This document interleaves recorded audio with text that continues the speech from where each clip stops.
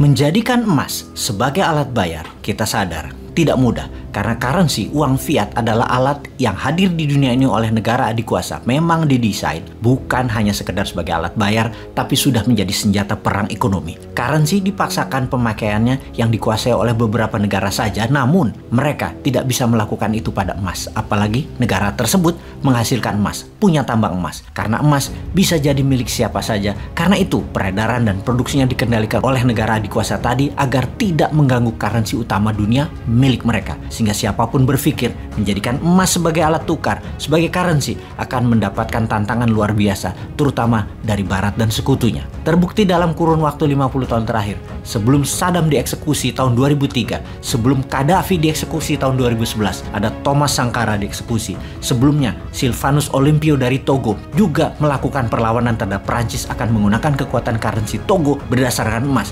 juga dieksekusi. Bahkan tergulingnya Pak Karno oleh CIA adalah bagian dari rencana besar Pak Karno menguatkan rupiah berbasis sumber daya alam dilibas oleh CIA. Kembali ke 14 negara Afrika ex jajahan Perancis yang nilai ekonominya mendekati 3 triliun dolar yang setengahnya dipegang Perancis kekayaannya. Tidak akan membuat negara-negara Afrika tadi menjadi kaya. Karena itulah peluang Tiongkok masuk menggunakan bukan uang yuan, tetapi strategi currency. Pakai jual barang, pakai gedung, pakai jalanan, pakai jembatan, pakai pelabuhan. Dan ini soft power berikutnya yang ngerjain Afrika. Keduanya, cara currency IMF atau francophone versus barang Tiongkok, proyek Tiongkok, itu sama saja. Mau ambil sumber daya alamnya. Pinternya Tiongkok tidak konfrontatif. Yang diambil sisa-sisa Perancis, sisa-sisa penjajah, sisa-sisa Amerika.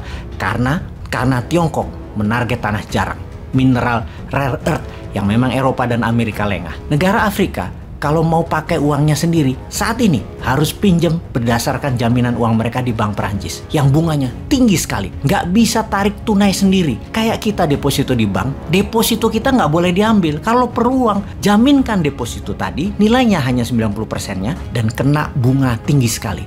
Jadi kepikiran untuk printing money yang nggak boleh negara itu. Pejabat keuangan di negara 14 Afrika itu semua didikan Perancis dan ikut maunya Perancis. Semua pejabat itu adalah SPG-nya Perancis dan itu keharusan. Pernah mantan pejabat Perancis Jacques Chirac mengatakan tanpa Afrika Perancis tidak sekaya sekarang dan akan hilang kekayaannya tinggal sepertiga. Chirac mengakui uang terbesar di bank Perancis adalah kekayaan negara benua Afrika. Jadi sesungguhnya benua Afrika adalah benua yang kaya yang dieksploit oleh bangsa Barat dan sekutu. Bayangkan, siapapun pejabat yang baru menjadi penguasa di wilayah Frankafrik harus menggaransi perusahaan Perancis di sana tetap jalan dengan stabil dan selalu mendapatkan prioritas untuk mengeksplorasi sumber daya alam Afrika seperti berlian, uranium, minyak, dan gas bumi. Jumlah perusahaan Perancis itu ada lebih dari 1.100 perusahaan dan ada 2.100 anak usaha perusahaan tersebut dalam 40 tahun terakhir bercokol di Afrika, menyedot kekayaan alam Afrika. Semuanya punya hak first right to refusal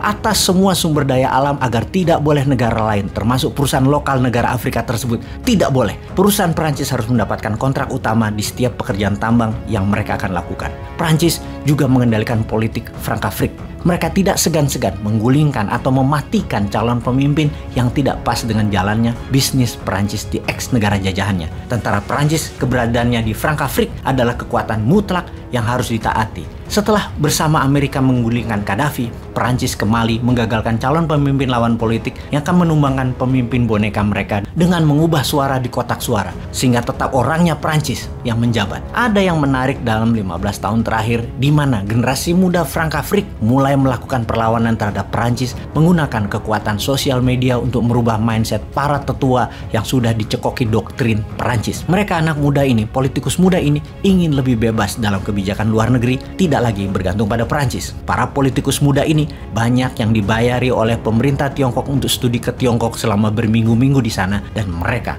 terpesona dengan Tiongkok. Sejak tahun 2014, Frankafrik mulai dimasuki Tiongkok yang melakukan soft power perlahan dengan membangun apa yang Perancis tidak bangun, seperti jalanan infrastruktur, pengadaan listrik power plant, pelabuhan laut yang kita semua tahu. Kebutuhan itu semua yang paling membutuhkan adalah Tiongkok sendiri, karena barang-barang Tiongkok yang tersisa, yang murah dibuang ke Afrika, perlu sarana pelabuhan, jalanan, dan bangunan yang ditanggung oleh negara lain hutangnya. Semua Tiongkok yang membangun.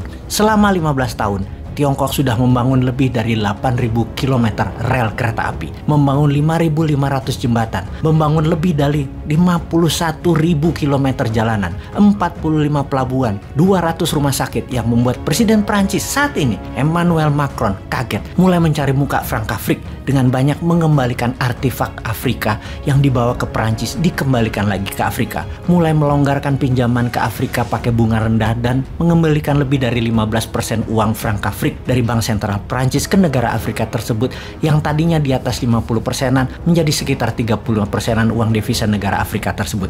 Macron juga minta maaf atas genosida di tahun 1994 di Rwanda, bahkan sampai mengunjungi Rwanda untuk secara terbuka meminta maaf kegagalan Prancis kala itu. Kemudian CFA franc digantikan oleh ICO, currency baru, walau masih dikunci dengan euro, namun sudah agak longgar. Prancis mulai berubah. Intinya Afrika sudah dihabisi sumbernya oleh Eropa. Kemudian masuk Tiongkok. Kalau Indonesia kapan? Indonesia sebentar lagi akan memainkan peran dengan gold payment systemnya. Sebentar lagi, sabar ya.